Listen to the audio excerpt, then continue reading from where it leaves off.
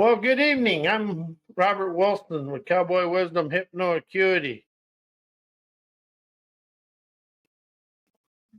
presenting 7 ways why I rise of responsibility and accountability.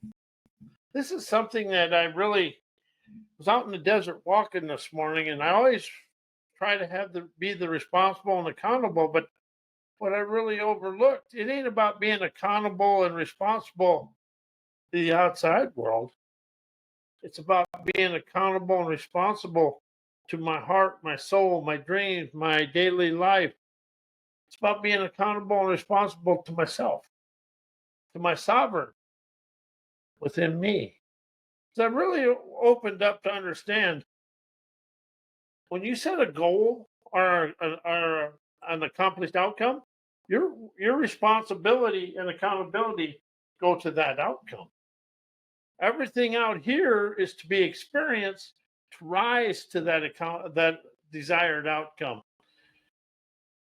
So for me to experience my dreams, I'm accountable and responsible for everything, to listen, question, inspiration, comprehend the wisdom and the revelations that bring that dream to be my way of life. See, one thing I want to tell everybody is dreams are your true talents.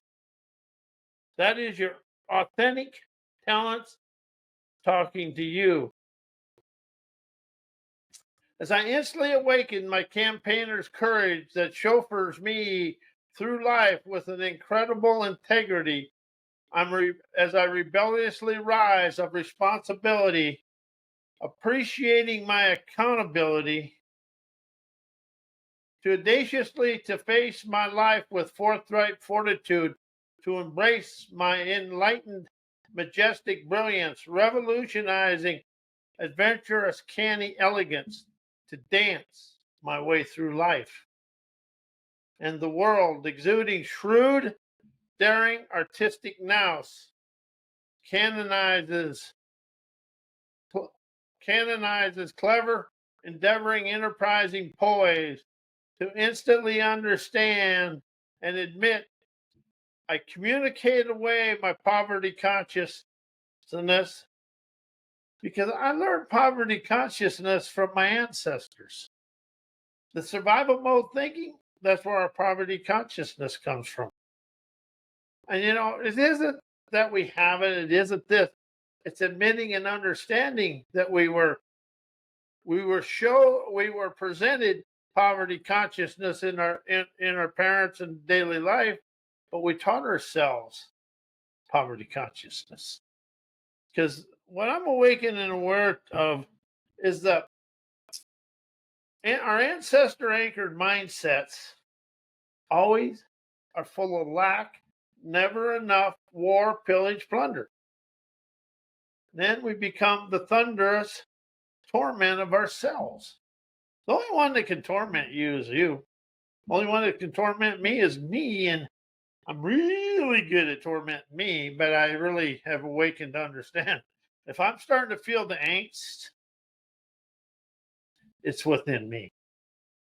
And the more I awaken to everything is here and activated and instigated from out here to in here for me to put it out to beam the bold, enterprising acumen, magically rising me out of the current situations. The more I awakened to all this, all the stuff I stewed and brewed and put to the outside world is inside me. The outside world is probably as innocent as anything ever is. And, everybody that's got in trouble in some situation, I understand when I do, my inner voice was saying, get the hell out of there. But I was tougher than my inner voice for about 30 minutes. And then it all turned to oil field hell. That's what I worked in oil field. Whenever we'd be in a muddy situation, snowy or unsavory, we're in oil field hell now. But the oil field was a fun time. That's something we're going to talk about later in this. But and the more I I envy people and jealous and hate people because they have more than me, the one I'm jealous and envy of is my talents. I'm not exposing me to my talents. If you're jealous of anything in the outside world, it ain't out there. You're jealous because one, you don't want to invigorate the intuition, imagination, and the courage to experience it.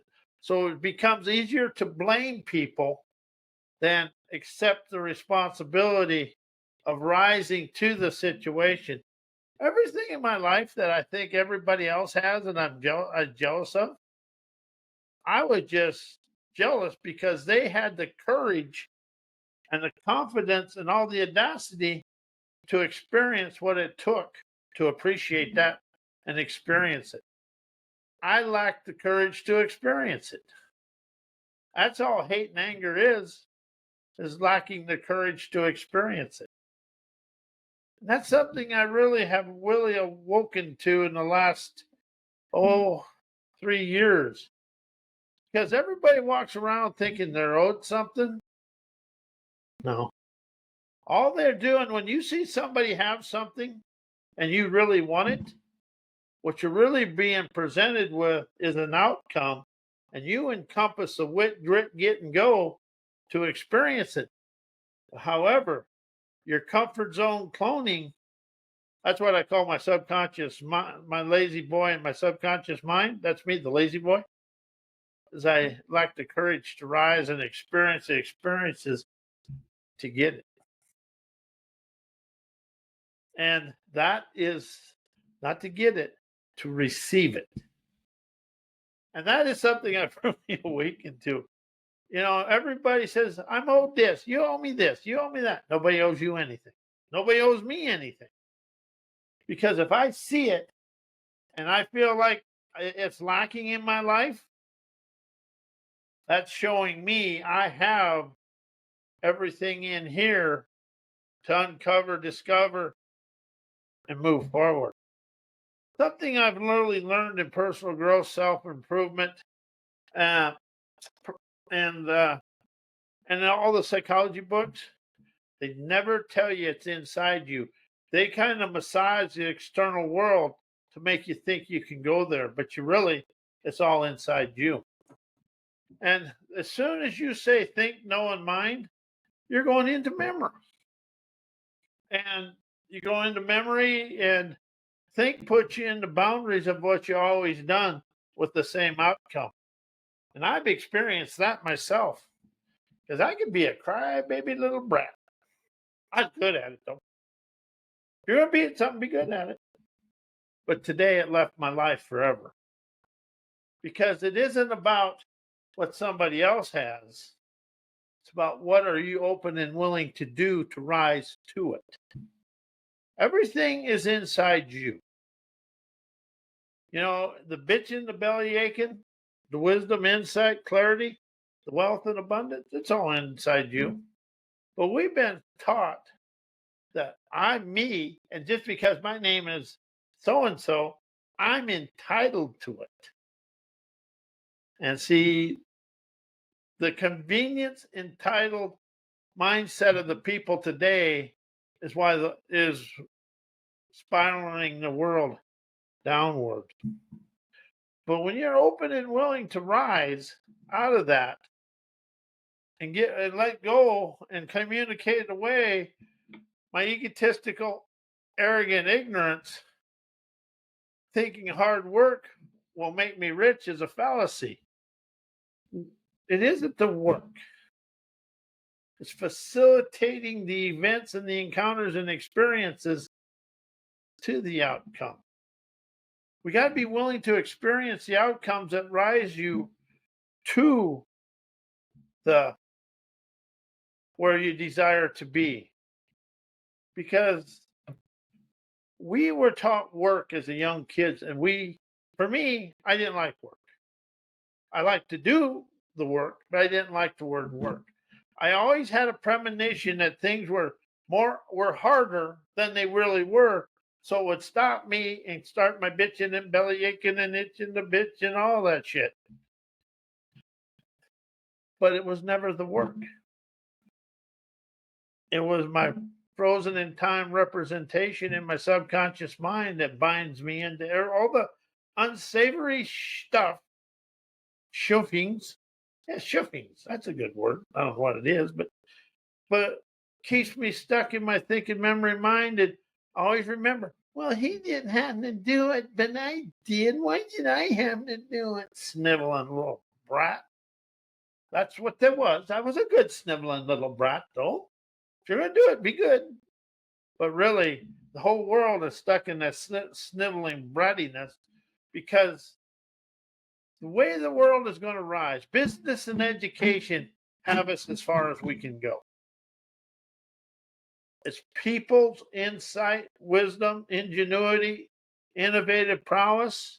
And see, something else about computers and AI aren't expanding people. It's expanding the economy. So there's a fine line where AI and the computers and individual innovation rise. And that is where we're really at here. Because when you rise of individual innovation, you're energizing yourself in here. So as we open up to understand, we think and know our way to yesterday. All the knowledge in the world is secondhand information. And once you get to be a worker and you start seeing how being a people pleaser gets you ahead, while you become a people pleaser, staying stuck in yesterday. Oh, I was a good people pleaser. You know, that's what I like about when you really can admit to yourself, admit it to get rid of it. You get to laugh at yourself and make fun of it, and it makes it fun. When you're afraid to laugh and make fun of your own insecurities and inabilities, you're afraid of life. But when you start making fun of it and making it kind of I got a class called That's Funny.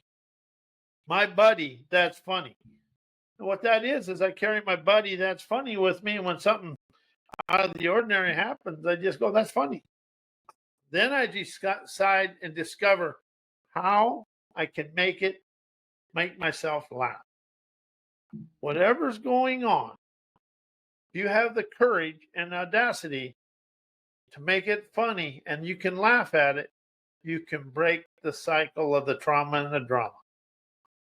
And see, I got into this self-help, personal growth, self-improvement stuff. Oh, you got to do this. Everything you want to rise out of is right here, right now. Because all you have to do, not all you have to, that's a scratch that sentence. Are you open to understanding? You rise out of the past right here, right in front of you. Because everything is right here.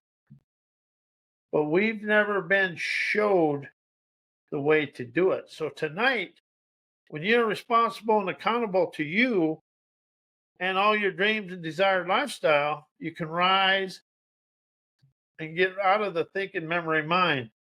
Something I discovered for myself. The most limiting words in the world are change, heal, create, transformation, forgiveness, think, know, learn, and knowledge and thoughts. Why they're so limiting is because they keep you in your frozen in time representations and your thinking memory mind. Once you start thinking about something now, how does yesterday show up in it? But to be at the present, it's listen, inspiration, question, comprehend, wisdom, revelation, expand, energize, enterprise, experience, intuition, imagination, innovation. Them are all now, and that's a natural flow of energy within you. Thinking and knowing isn't a natural flow. And as soon as you say think and know, pay attention to see how the flow of everything inside you stops. So, and as I was going through work, I didn't ever think I was, but now I have to admit, a people pleaser is a suck ass at work. And if you stood up for yourself, well, that's another story for another day. But I did that. What was fun is watching people run and hide, and they were good at it. People want people to stand up, but they never want to do it themselves. You know, the only thing is, when you're afraid of a paycheck, you're afraid of your talents. Because your talents will rise you out of that paycheck. And now, don't go be silly, but and a lot of the tough talkers, the more somebody brags, the weaker they are. Braggers are bullshitters. Let's just leave it at that. And, you know, rising out of working hard, to understand, I think working hard makes life hard because of frozen in time representations. We've never worked. When you really open up to it, you take work out of your life and I facilitated or participated in the outcome I desire. And it's something I understand. As admitting I taught myself everything is hard, and I did. I'm damn good at it, but it was never hard. Everything. How many times have you said, "Oh, that's going to be suck," and this is going to be that? Then when you get it done, you kind of go around. That wasn't that bad. And I was the best at making shit hard. See, there's 3 ways to do things: the hard way, the easy way, the medium way, the hard way, and then the Rob Wilson way. That's hard because I have this attitude. We got to do it. Let's just charge in there and get it done, rather than step back and answer some questions and just kind of see where to start. And something else I'm going to share with everybody: if you know somebody that's totally lazy and you have a project that's really hard, go get them. They will tell you and show you the easiest way to do it. Our thinking, knowing ancestor mind makes life hard because we come through a time when grain was shoveled by hand. Everything was done by hand. And then as I grew older, it rose out of it, but we understood how to do it hard. And see, that's something else. You don't have to do it hard. There's always a mechanized way when you get out of that Neanderthal thinking that we got to get it done. And if it takes an extra hour because we made it mechanical, oh, that's bad. I like that when we was doing wire pulls.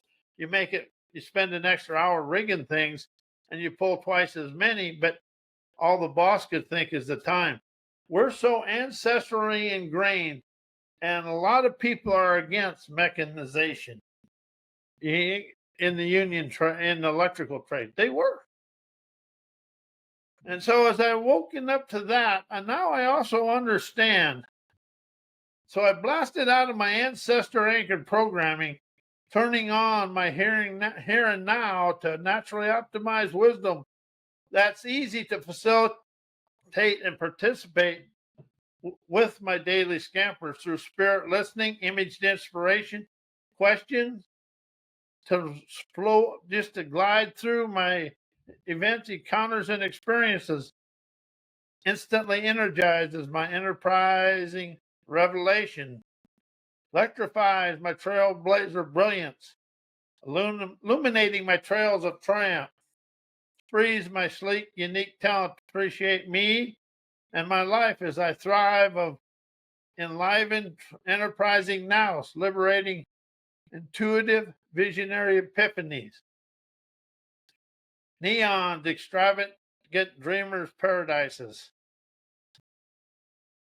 Streaming my life of cascading cash flow. Something else I really want to express here. The world owes you nothing. And, we all get, I'm guilty as hell of this one, but, we always say, well, wealthy people, they had it easy. Wealthy people, they have this. I should do this because of what it is. I should have that because of me.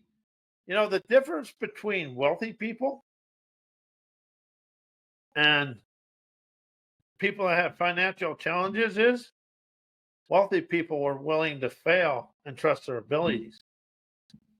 People that are having financial struggles are stuck in their comfort zone, and they want somebody to do it for them. And that's really something I want to understand. You know, everything you think and know is never going to rise you out of where you're at. Think and know bestows you right where you're at. Basically, think, know, learn, knowledge is all. It's an anchored, it's an ancestor anchored mindset and programming. Your intuition, imagination, innovation is your gold mine because it's unlimited. One thing, you know, you can lose a job, you can lose a house, you can lose everything, but your wisdom, insight, clarity, innovation, intuition is yours forever. 0 people can repossess that. No, the thing about wealthy people is they get tired of people hitting them up for money. But what I like watching is wealthy people know how to manipulate the series of events for the outcome they desire. The difference between wealthy people and poor people, they trusted their abilities and rose out of the poverty consciousness we've been taught. We have something I've really opened up to today is the news media and all the media, they speak negativity and poverty. If you listen to them, they're nothing but victims speaking victimitis crapitis. And that is a fact. So when you want to rise out of your situation, let go of everything you think and know. Stop thinking you're owed anything and listen to your intuition and gently and smoothly just rise out of it. It isn't that you have to work hard.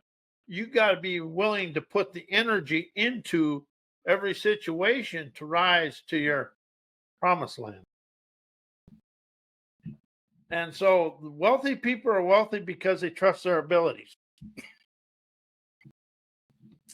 Well, I am Robert A. Wilson with Cowboy Wisdom Hypno Acuity. And may your life be blessed as you are a blessing. And also, your wisdom is your cash flow. Your gratitude is your gusher of abundance. So thank you and good night.